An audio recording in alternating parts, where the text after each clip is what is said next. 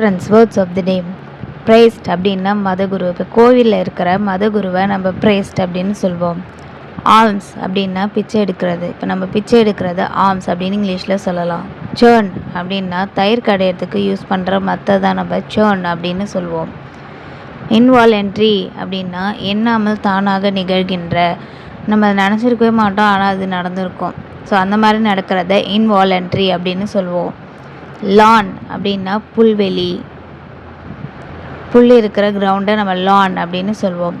Cotton அப்படின்னா பொருட்களை வைக்கும் அட்டை பெட்டி. கொரியர் போட்டோன்னா பாக்ஸில் வந்து பேக் பண்ணி வரும். ஸோ அந்த மாதிரி பேக் பண்ணி வர்றத பாக்ஸோட பேர் தான் காட்டன் பாக்ஸ். கிளைம்ப் அப்படின்னா ஏறுறது. இப்போ மரத்துக்கு மேலே நம்ம ஏறுறத நம்ம கிளைம்ப் அப்படின்னு சொல்லுவோம்.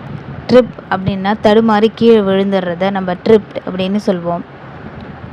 பேனிக் அப்படின்னா பெருமச்சம். நம்ம எதையோ ஒன்று பார்த்து பயந்து போயிருப்போம். ஸோ அந்த மாதிரி இருக்கிறது பேனிக். எக்ஸ்டெண்ட் அப்படின்னா எந்த அளவுக்கு போக முடியுமோ அந்த அளவுக்கு அளவு. ஸோ எக்ஸ்டெண்ட் ஆனால் அளவு. So these are the words of the day. Thanks for வாட்சிங்.